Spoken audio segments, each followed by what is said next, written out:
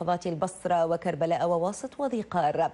في غضون ذلك عد صحفيون في بابل استهداف المساجد بالأمر الخطير، كون الجماعات المسلحة وبحسب قولهم تسعى من خلاله إلى خلط الأوراق وإشعال فتنة مذهبية وطائفية في البلاد. تفاصيل المشهد الأمني شمالي بابل ينقلها تقرير ميثم الشيباني.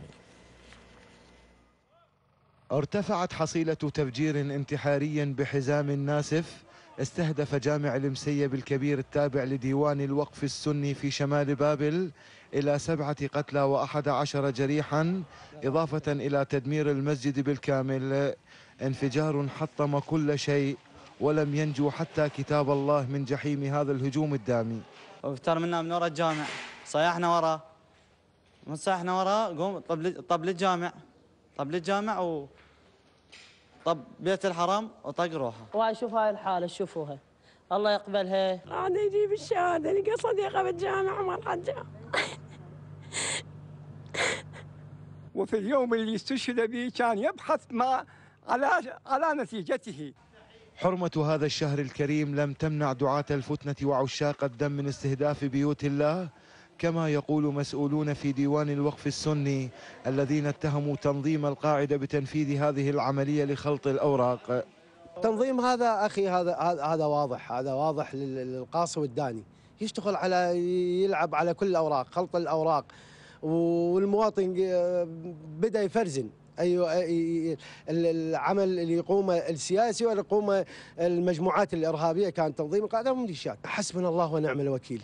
ويصف صحفيون من شمال بابل ما يجري من استهداف للمساجد بالأمر الخطير جدا، وأن الإرهاب يعمل على ضرب النسيج الاجتماعي وإشعال الفتنة الطائفية، داعين الأجهزة الأمنية إلى توخي الحذر من هذه المحاولات.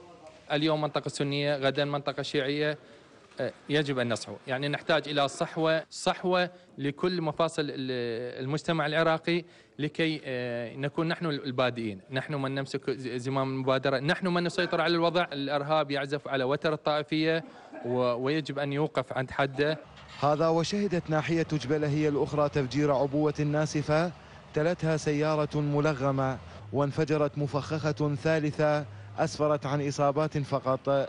مسؤولون في قضاء المسيب حذروا مجددا من خطورة الوضع في مناطق شمال بابل، داعين إلى تجديد الخطط الأمنية بما يتناسب وحجم التحديات الجديدة. هم يراهنون في الوقت الحاضر على إثارة النعرات الطائفية والفتن الطائفية في سبيل إحداث يعني شرخ كبير بين النسيج الاجتماعي لأبناء هذه المدينة. شمال بابل منطقة خطرة كما تعلمون، وقد تكلمنا كثيرا في كثير من الاجتماعات الأمنية مع السادة المسؤولين، السيد المحافظ، وكذلك مع الجهات الأمنية.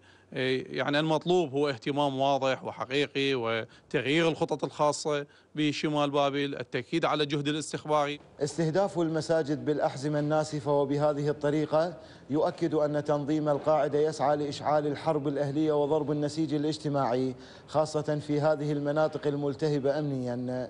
من موقع التفجير في جامع المسيب الكبير، ميثم الشيباني، الحرة.